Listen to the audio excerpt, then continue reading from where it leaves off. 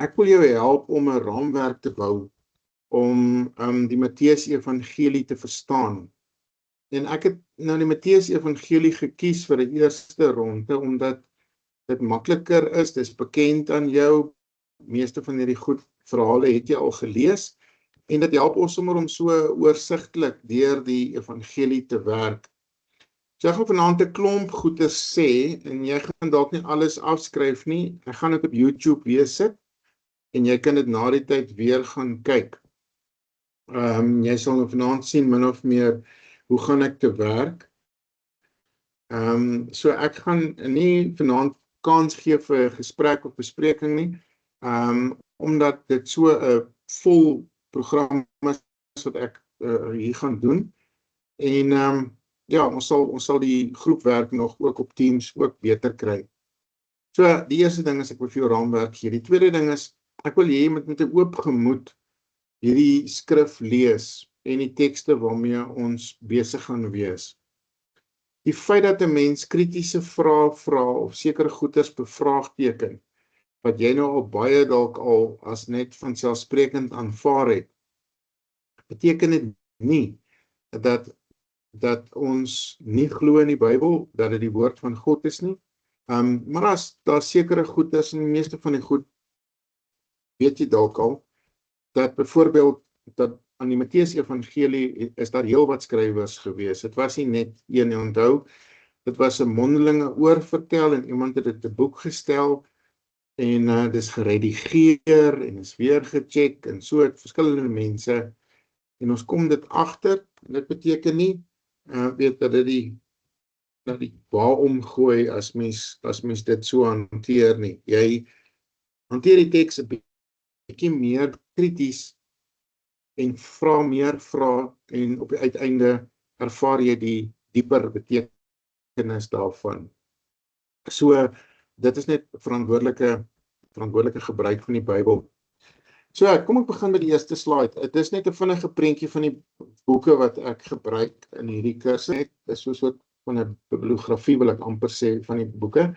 En dan wil ek ook sommer sê van die begin af, ek gebruik ook ChatGPT om vir my goeders te verwerk en so voort. So jy sal baie keer dit agterkom in die opsommings en die notas wat ek gee, sal jy sommer sien, maar dit is nie Rolof wil die geskryf het nie.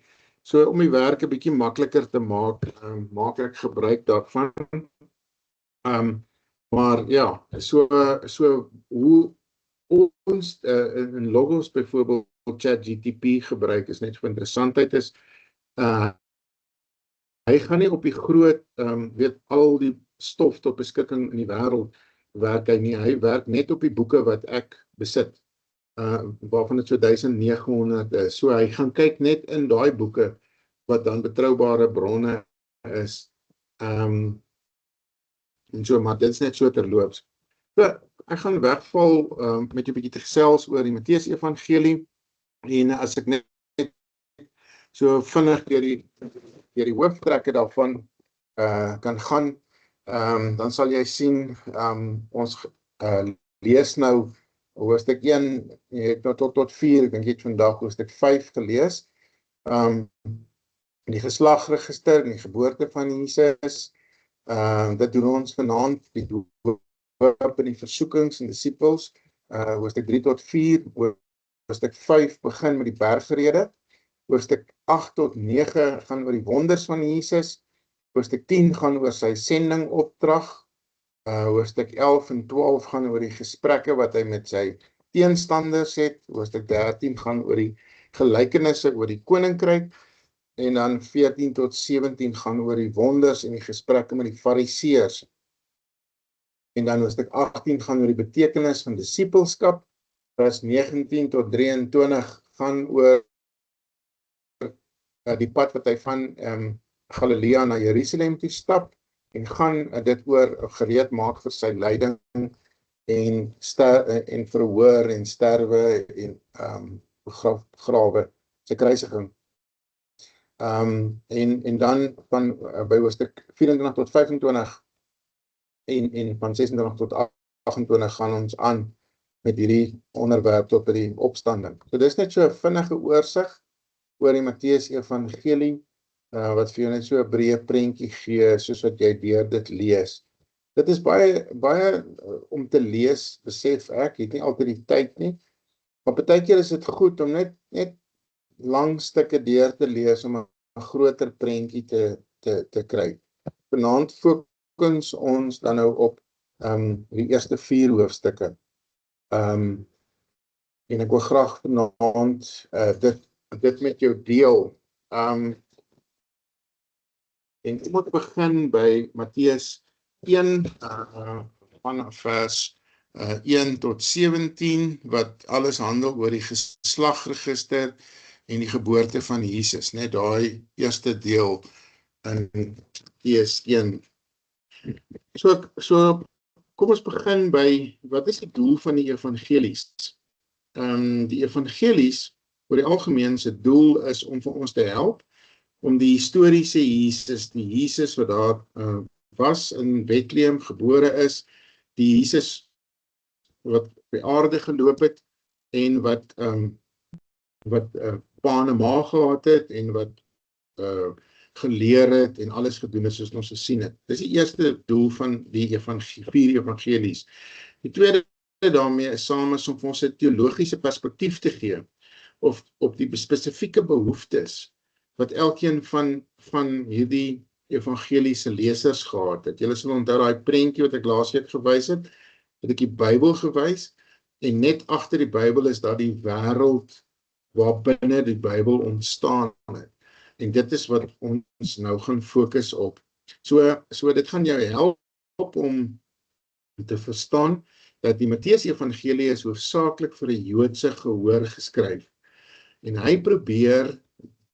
Matteus probeer as Jood, probeer hy vir die Jode te verduidelik dat Jesus is eintlik in lyn met wat in die Ou Testament gebeur het. En daarom begin hy byvoorbeeld met die geslagregister.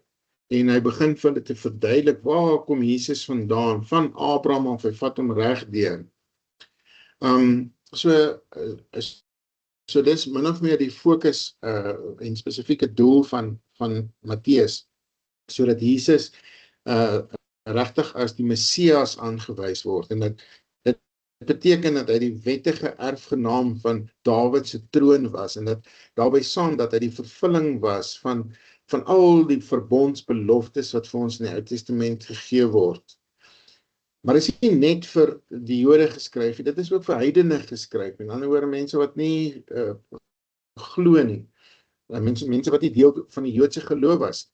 En sy fokus op hoekom jy nou daai geslagregister moes lees, is om te kan raak sien, en ons gaan nou 'n bietjie na daai geslagregister van nader bekyk, om te kan raak sien dat Jesus as die seun van Abraham is eintlik die een wat die seën bring vir al die nasies, die beloftes. Julle sal onthou in Abraham, hy is deur God geseën sodat hy 'n seën vir ander sal wees, en dis die boodskap wat Matteus wil uitdra, dat Jesus, kom ons noem dit 'n universele, vir die hele wêreld, die verbondsbeloftes kom waarmaak het.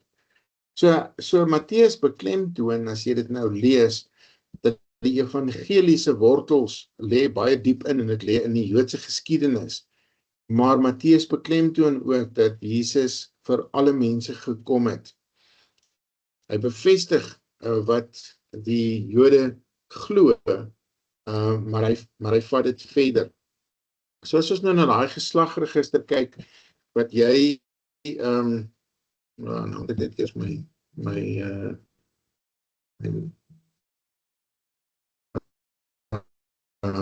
goed, as jy reg kry, ekskuus, ek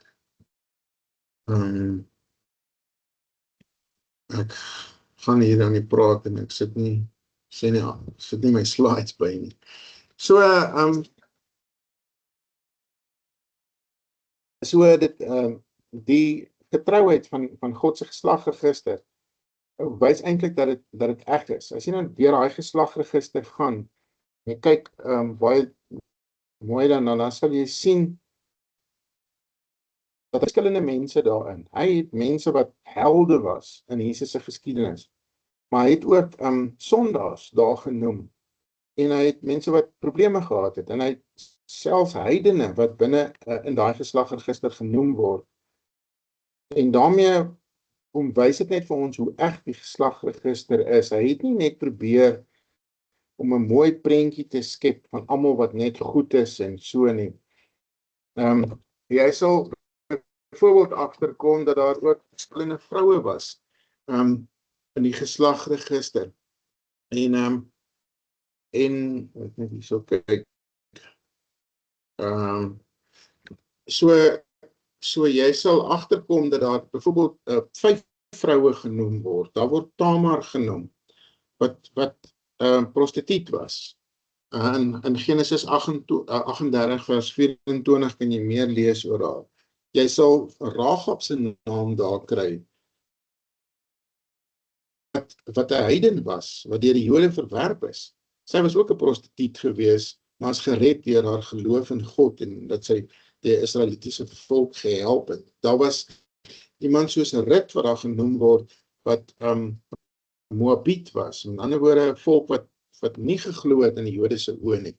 Dan is natuurlik die vrou Batsheba, met haar storie van Dawid en haar geskiedenis. En aan einde, en dan laastens word Maria, Jesus se ma, is 'n naam genoem. En dit gee net 'n ander perspektief, dat Jesus se geslagregister, dit was nie gebruik, weet julle, dat vroue en kinders se name in 'n geslagregister ingeskryf word nie, maar dit help ons al om 'n bietjie te verstaan, dat daar sekere waardigheid was, wat aan vroue gegee word, waardigheid en 'n gelykheid, wat 'n mens raak sien in hierdie insluiting. Die feit dat daar sondaars ingesluit word, en met 'n twyfelagtige reputasie, wys net hoe dat Jesus kom om sondaars te verlos. Die feit dat hy heidene ingesluit het, soos Rut, fokus dat dit verder gaan net as die Jode. En dan natuurlik Maria met haar vreemde situasie, dat sy swanger is en nie gemeenskap gehad het nie. Dit bevestig dat ek wil amper sê die vreemdheid van hierdie geslagregister, en dit kom vertel van hoe Jesus werk en hoe hy besig is, en dat hy so kan ek net my slides hier regkry.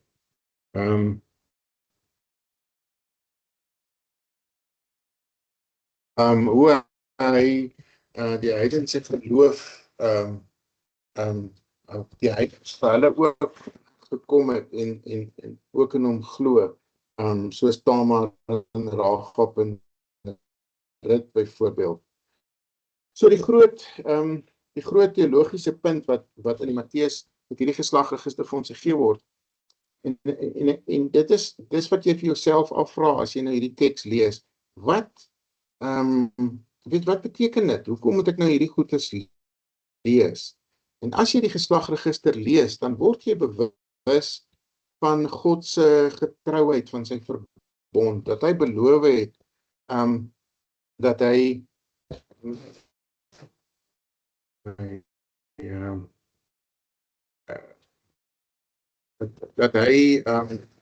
ekskuus, ek moet my slides net reg kry, dat hy getrou is, dat hy beloftes gee aan Israel, dat hy bevestig dat sy beloftes aan Israel waar is, en dat hy ook sê dat die verlossing vir alle mense is, dat die verlossing aangebreek het, en die verlossing is nie beperk tot een etniese groep of 'n geslag met deur geslagsgrense of sosiale grense nie, dat dit aangebied is vir almal. En dit is die diep teologiese punt. Ek hoop julle is by my. Ek wil graag aangaan na Matteus 1 vers 18 tot 25. So in hierdie gedeelte, wanneer jy lees, jy sal onthou gaan dit oor Jesus se geboorte, vers 18 tot 25, as ek net vinnig daarso kan kom.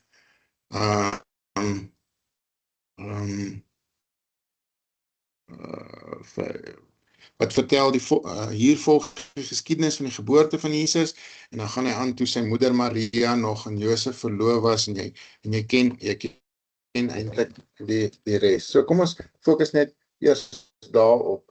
So, as jy nou die Lukas evangelie lees, dan sal jy sien, hy het ook 'n geslagregister, maar syne werk so bietjie anderste. Hy begin by Adam, en hy fokus op Jesus se menslikheid, dat hy Jesus genoem word, dat dit 'n gewone geboorte is, en dat, maar aan die ander kant van Jesus is dat hy ook volkome God was, dat hy seun van God was, dat hy seun van die Allerhoogste genoem word, en dat hy ontvang is deur die Heilige Gees uit die maag uit.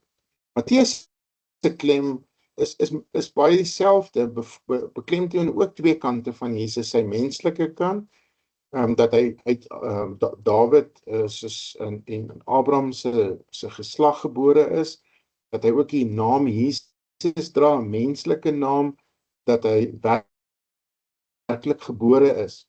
Maar dan aan die ander kant sê Matteus ook, dat hy 'n goddelike natuur, dat hy ontvang is deur die Heilige Gees, 1 vers 18, dat hy Immanuel genoem word, God met ons, en dat hy van goddelike oorsprong is. So dit is die fokus van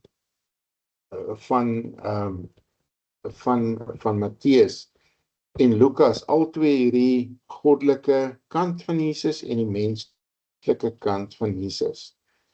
So, kom ons gaan verder na die betekenis van hierdie maagdelike geboorte.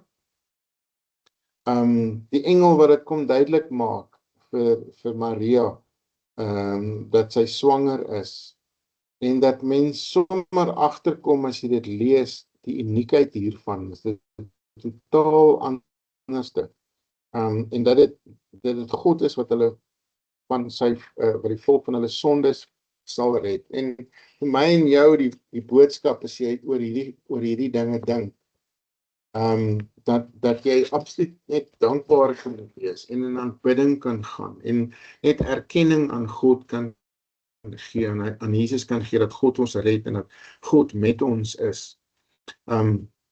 Dat jy hierdie evangelie lees en eintlik net so bewus raak van die groot genade. En dan die woordjie Immanuel wat jy nou gelees het, wat eintlik al, as jy nou Levitikus 26 vers 12 gaan lees, dan sal jy sien, die Here sê daarso vir sy volk, ek sal tussen julle wandel. Dit is so mooi woord daai. Hoe God tussen die mense, tussen sy volk sal wees. En dis iets wat in die paradys was, en wat verlore gegaan het deur die sonde, wat herstel word. En nou word daai woordjie Immanuel, God by ons, word weer gebruik. En deur die geskiedenis was die konings daar gewees, en was Moses en Dawid en almal daar gewees. Maar hier in die Nuwe Testament is ek en jy bevoorreg dat God self deur sy seun Jesus Immanuel hier by ons, tussen ons kom woon. En so word sy verbond vervul, so red hy sy volk en is hy teenwoordig. En is dit wat in eie lewe en in jou gemeente lewe, dat jy regtig ervaar dat God teenwoordig is. En daarom kan ek 'n persoonlike verhouding met hom hê. Daarom is hy nie meer op 'n afstand nie. Ek is ek is nie 'n priester of 'n koning of 'n profeet nodig om voor my in te tree nie. Ek kan met myself persoonlike verhouding met hom hê. Julle sal onthou sy laaste woorde in Matteus 28 vers 20, en dan sê hy so 'n soort van dieselfde ding. Hy sê, ek is by julle al die dae. Ek is by julle al die dae. En dit is wat wat 'n mens in Sondag, wanneer ek gaan ek preek oor van hierdie gedeeltes, net daai wete dat die Here is hier by ons, hy leer ons, hy is deur sy Gees teenwoordig. So, as ons so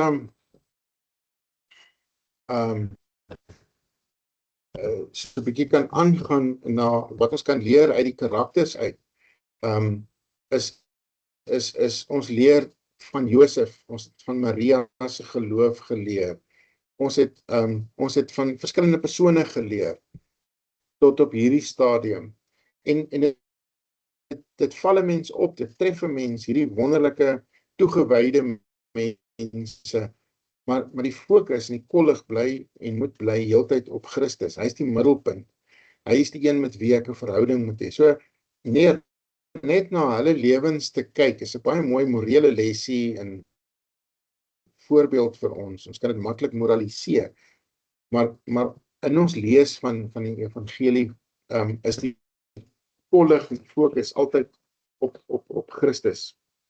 Wat moet ek net weer my weer eens hier reg kry.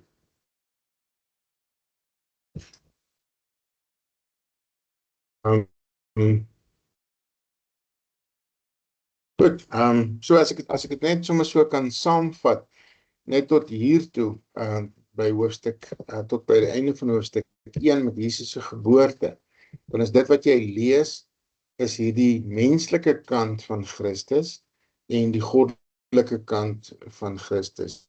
Dit is die boodskap wat Matteus vir ons wil gee, wil vir ons kom sê, hierdie naam dat hy Immanuel is. Hy wil dit vir ons kom sê dat hy God is deur die maagdelike geboorte en die uniekheid hiervan. Dat Christus, dat hy die middelpunt is en is al hoe ons hierdie woord kan verstaan en betekenis kan kry. Ek gaan byvoorbeeld Sondag so 'n bietjie fokus op wat Jesus geleer het, maar wat Jesus gepreek het. En dis twee verskillende, die fokus lê op verskillende goeie, maar dat Jesus juis hierdie ding beklemtoon, ek is mens, maar ek is ook God. En dis vir ons moeilik om te verstaan. Ek weet nou uit die gesprekke, is een van die goedes wat ek nou byvoorbeeld met die Jehovah's lang gesprekke oor al gehad het, is dat jy weet, hoe is dit moontlik? Hulle sal vir jou sê, maar 'n oupa en 'n pa en 'n seun, is mos nog nie dieselfde nie. Hoe kan hulle nou 3 in 1 wees? En dan probeer hulle nou 'n geestelike of 'n wêreldse menslike beeld gebruik om 'n wêreldse ding te 'n geestelike ding te verstaan. So, kom ek gaan aan met jou hoofstuk 2. Het jy gelees oor die besoek uit die ooste uit en alles wat daar gebeur het saam met Herodes en alles, jy sal dit nou mooi gelees het. En wat jy raak gelees het as jy by hoofstuk 2 begin, is jy lees van 'n koning, 'n aardse koning, en ons lees nou hier van 'n hemelse koning, 'n goddelike koning wat gebore is, en dan net daarna lees ons hier van hoofstuk 2 af, lees ons van 'n wrede menslike koning. En is asof daar vir ons ietsie so sal ek sê 'n botsing tussen menslike ambisie en God se werkwyse te gee. Byvoorbeeld, vir ons is ambisie, ons as mense is ambisie 'n baie belangrike ding. Ek bedoel, dit dryf ons om verder te kom in die lewe, dit dryf jou om te gaan studeer, dit dryf jou om te groei in jou lewe. Vir ons is goeie soos ambisie belangrik, vir ons is goed soos mag en krag belangrik, vir ons is die soort goeders belangrik. En in die Ou Testament kry mens voorbeelde hiervan. Jy kry mense soos Joshua, wat vasberade was. Jy het Moses, wat krag gehad het, wat na Farao toe gegaan het, en vir hom gaan sê het in sy paleis, wat hy vir hom wou gesê het. Ons het gelees in die Bybel van Dawid, wat hierdie koning was, hierdie ou wat vir Goliat kon plat slaan het, met 'n klippie, hierdie magtige koning. En nou lees ons die evangelie, en hoofstuk 2 begin vir ons vertel van Jesus, wat ook 'n koning is. Maar onmiddellik dan draai Matteus dit amper om. Hy draai hierdie ambisie en krag en mag heeltemal om, en hy draai dit eintlik onderste bo, en hy kom gee dit vir ons met die kontras wat daar tussen Herodes en hierdie kindjie was. Herodes, of Jesus, wat genoem word, Jesus was die koning van die Jode, hy is die Messias, word genoem, hy is die heerser, hy is die herder, maar hy is aan die ander kant eintlik net 'n weerlose baba. Hy het nie 'n paleis nie, hy het nie 'n leer nie, hy het nie mense wat hom beskerm nie, hy het nie karre met blou ligte wat om hom ry nie, en tog is hy 'n koning. En teenoor hierdie weerlose kindjie is daar hierdie magtige Herodes wat meedoenloos was. Ek het een keer op studie gemaak van hom, hoe hy letterlik, daai ouens maak almal in hulle familie dood, wat enigstens 'n bedreiging vir hom is. Hy het sy broers doodgemaak, enigiets, jy kan nou dink, hoeveel vrees leef daai ouens eintlik, en hoeveel wreedheid, enigiemand wat vir hom 'n bedreiging is, maak hy dood. So hy is hierdie, Herodes was hierdie meedoenlose persoon gewees, wat met politiek is hy geslepe gewees, hy was hoof van 'n magtige weermag wat ondersteun is deur Rome. Hy was wreed en hy was 'n soort van 'n tiran gewees. En dan teenoor hom hierdie kindjie wat eintlik magteloos is. Nou die sleutel tema wat Matteus hierso vir ons wil deurgee is dat ten spyte dat van die uiterlike kwesbaarheid van Jesus is God se hand nog oor al hierdie gebeurtenisse. As jy nou hierdie geskiedenis lees, dan sal jy sien die ster en die wyse manne, alles is in die Here se hande.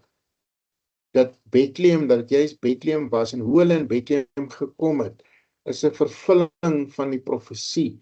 Hoe dit hierdie heidense wyse manne van ver af gekom het, hoe hulle met gawes gekom het, en hoe Jesus dan uiteindelik moes vlug vir sy lewe, of eintlik sy ouers saam met hom, na Egipte, en hoe die Here voorsien het.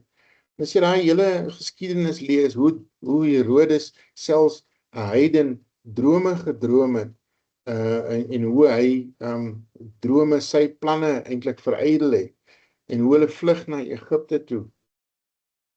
As jy nou al daai goed lees, dan sien jy, as jy op 'n afstand staan, hoe dat die Here voorsien, en hoe dat hy eintlik die geskiedenis, sy wil nog laat bereik. En as jy dit vat na jou eie lewe toe, daar is soveel goeders, momente wat jy in jou lewe gesê het, nou het jy by dooiepunt gekom, en dan het God weer voorsien, en dan het hy net aangegaan. So Herodes en die skrifgeleerdes, hulle die skrifgeleerdes in elk geval het die skrifte geken. Hulle het dit absoluut bestudeer, en tog kon hulle nie raak sien dat Jesus die seun van God, die Messias is nie. Hoekom nie? Omdat hulle so gedryf is deur hulle eie ambisie en deur hulle eie selfbelang en hulle eie begeerte na mag, dat hulle nie kon raak sien dat God sy seun stuur nie.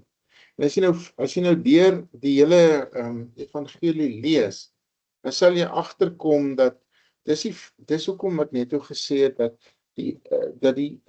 Jesus se geboorte kom draai alles net heeltemal op sy kop. Want hier gaan dit nie oor wêreldse mag nie. Dit gaan nie hier oor menslike strategieë nie. Jesus kom verras ons eintlik. Of sommer die Here kom verras ons deur verlossing, deur 'n klein babietjie te stuur. Nie eers 'n babietjie wat uiteindelik 'n magtige weermag op die been bring. Dis hierdie onverwagsheid, as jy die evangelie deurlees, dit is net soveel anderste, en dit het 'n ou soos, en dit lees jy nou later aan, dit het 'n ou soos Johannes die Doper vreeslik ontstel, want hy het self nie meer geweet, is dit Jesus, jy nou hoofstuk 11 lees, die van 2 tot 6, dan sê agterkom, Johannes die Doper self geworstel, is Jesus nou die een wat kom? Of die absolute woede wat ons by die godsdienstige leiers kry, hier van hoofstuk 12 af, hoe Jesus net eenvoudig die wêreld op sy kop draai, en selfs die disippels, dat hulle in hoofstuk 16, hoe hulle verward was, en hoe hulle nie geweet het, wat en hoe nie. So hierdie ambisie, help Jesus se koningskap ons om te verstaan wat is nederigheid. So sy leierskap spesifiek is deur nederigheid, deur voorbeeld van die leiding wat hy stap, die diensbaar te wees en mense se voete te was, te dien en te genees, en homself te gee om gekruisig te word. So die leierskap van Jesus lyk anders. Dit is nie die ou met die klomp onderskeidings of die eerste span rugby speler of die ou wat goed kan praat op 'n podium of die slim ou met die klomp onderskeidings of wat ook al nie. Jesus se leierskap en koningskap is daarom dienend en kom hy om ons te dien. So en dit is juist hierdie, as ek dit saam kan vat, is dit God se soewereiniteit, omgee hy juist deur die geboorte van 'n weerlose baba, en wys hy eintlik deur die geskiedenis dat hy in beheer is. As ek nou verder gaan, ek hoop julle is by my, ek gaan maar 'n bietjie vinnig, ek kan dit later weer kyk op YouTube as jy nou agter geraak het. Maar kom ons begin gesels oor hoofstuk 2, vanaf vers 13, en as ek so vinnig net vir jou gedagtes kan net maak, dit gaan hier in hierdie gedeelte van, nou wanneer hulle vlug na Egipte, wat ek nou al so bietjie na verwys het, en hoe Matteus, as jy nou dit lees, dan sal jy agterkom, Matteus gebruik baie hierdie, wat ons noem vervullingsprofesie of vervullingsformule, wat hy eintlik sê, sodat vervul sou word wat deur die profeet gesê is, en dan haal hy goeders aan, wat net heeltyd vir die Jode terugvat, sy lesers terugvat. Nou dit is eintlik wat in die Ou Testament gestaan, en dit is presies soos wat dit gaan gebeur, en dat hy dit vervul. So kom ek noem gou so 5 vervullingsprofesieë. Die eerste een is die maagtelike geboorte, wat Jesaja 7 vers 14 vir ons gegee word, wat praat oor Immanuel. As jy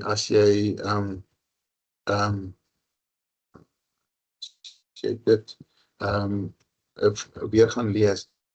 Die geboorte in Bethlehem, wat in Micha 5 vers 2 vir ons verduidelik word.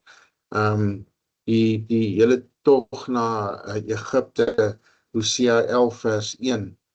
Die hele geween en die hartseer wat Jeremia 31 van praat, van hierdie ballingskap, en dan Nasaret, Jesaja 11 vers 1, wat vertel van hierdie lood in Takkie. So, dis heeltyd hierdie vervullingsprofesie wat Matteus vir ons gee.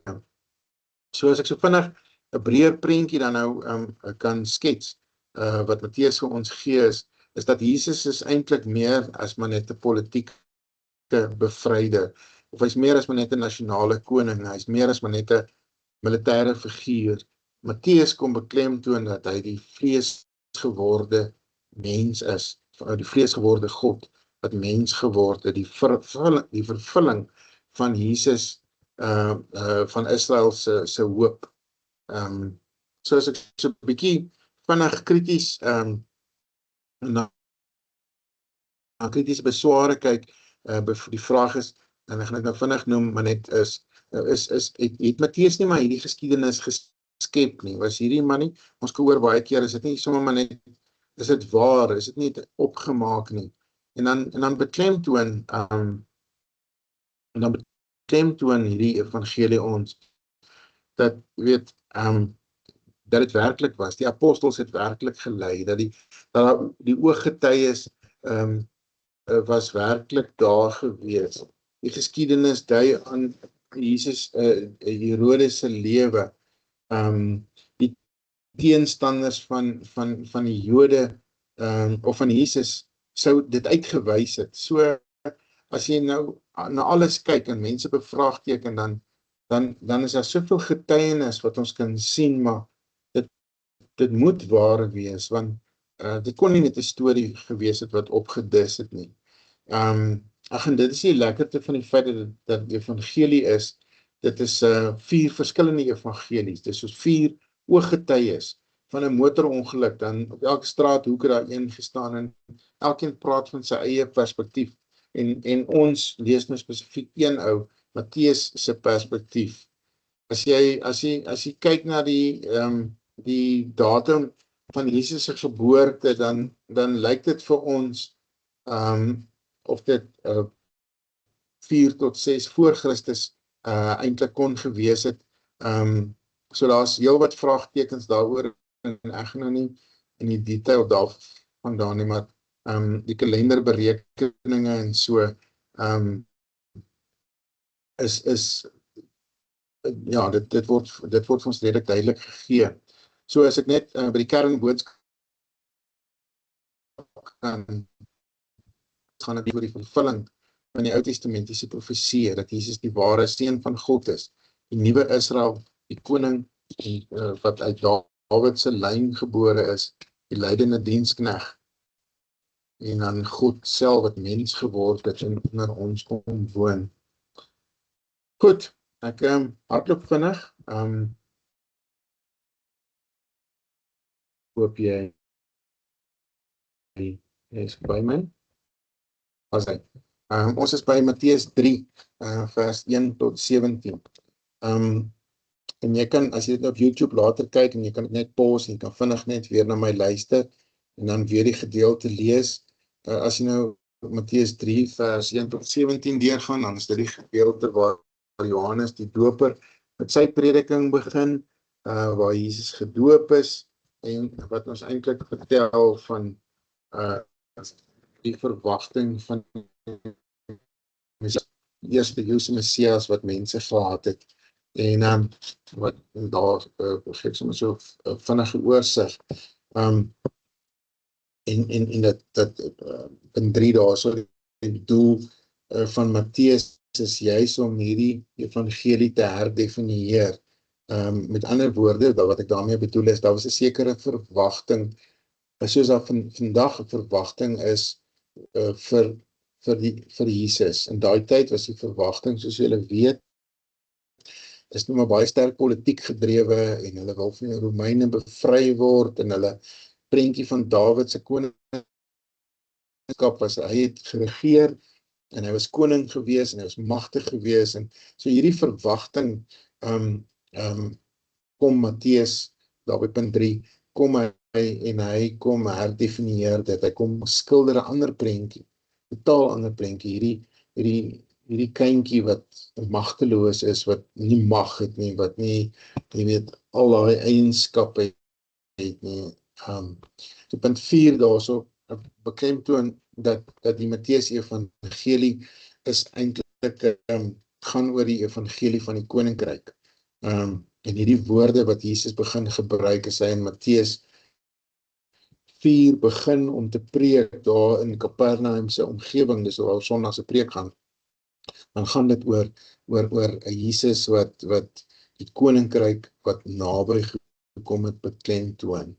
En is eintlik net verstommend as jy nou by punt 5 kyk, hoe hierdie waarheid van God wat mens geword het, wat met 'n geslagregister, wat uit 'n maagdelike geboorte kom het, wat die hele heilsgeskiedenis alles so byeen sit en uiteindelik by mekaar kom, iets wat reg lyk of dit nie moontlik is nie.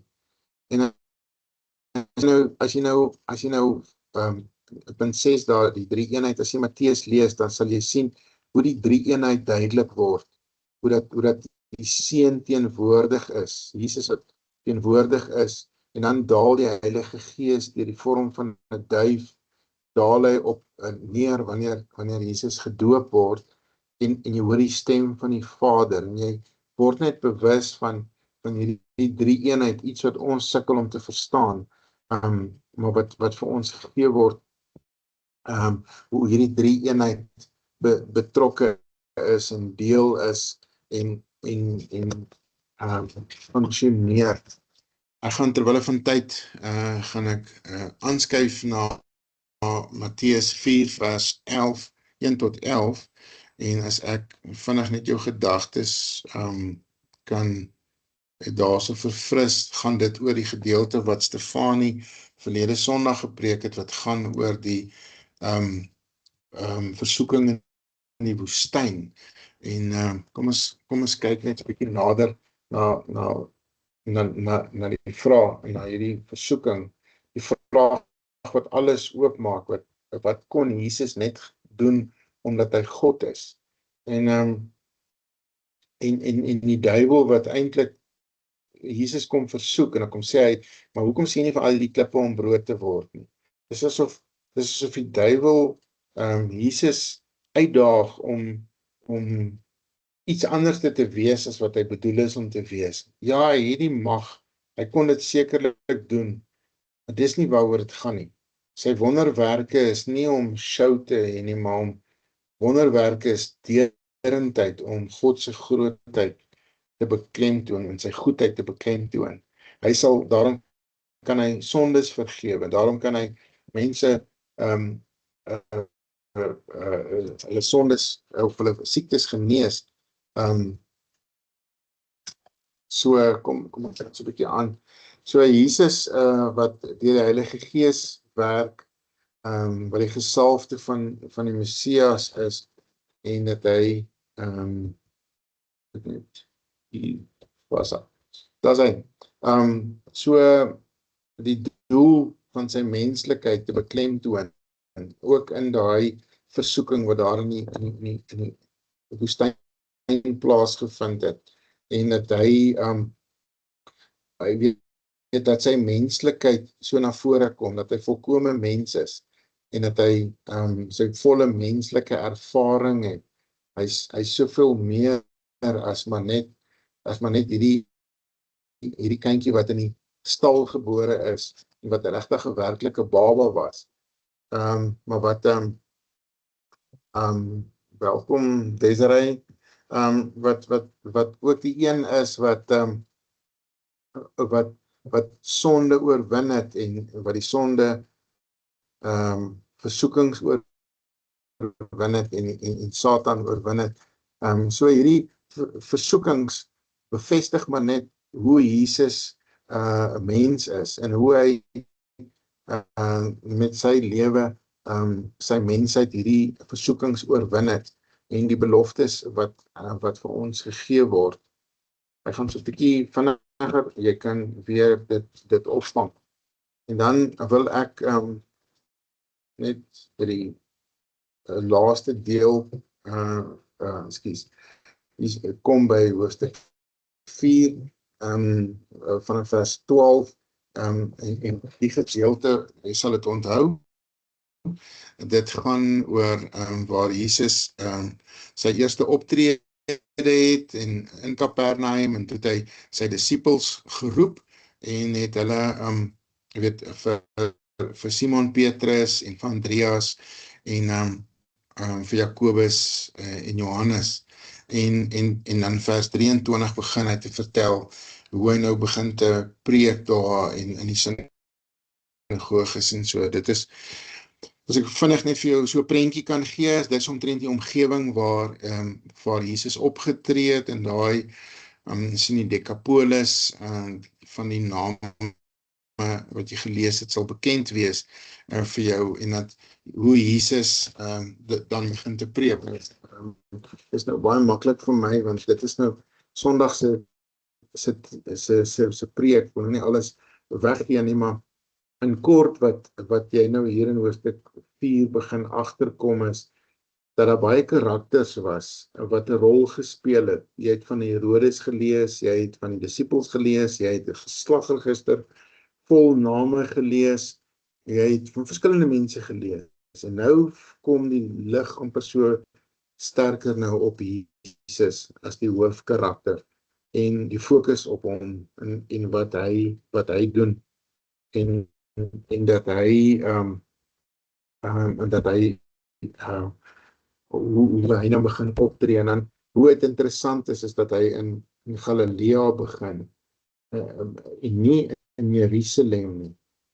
Dat hy gekies het om daar te begin, want in Jerusalem, dit is die godsdienstige hoofstad gewees in daai tyd. Dit was die plek waar Dawid se troon was.